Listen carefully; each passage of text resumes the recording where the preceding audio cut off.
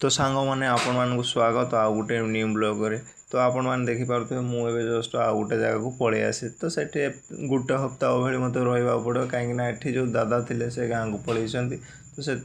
Night watchman duty मत मिल जाए तो से ये मत गोटे हप्ताह भाई रहा पड़ो आपण मानक आउ गोटे जिन देखो तो यहाँ हूँ रूम जो रूम रे तो रूम टी केमती लगी कमेंट माध्यम निहाती जनवे आउ हाँ आउ गोटे जिनस एकुटिया रोचे जेहेतु कष्ट मस्ट कर कष्ट रही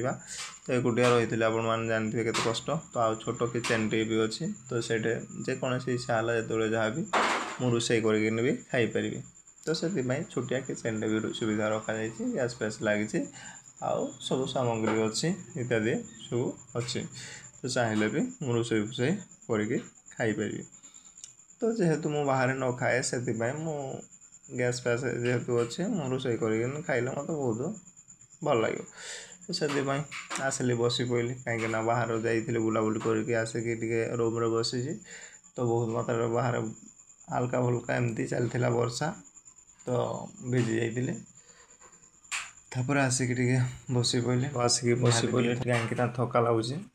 आउ जब भिडियो भल लगी तो लाइक कमेंट शेयर आपण मान मतामत निहाती जय जवान जय किसान लव यू ऑल।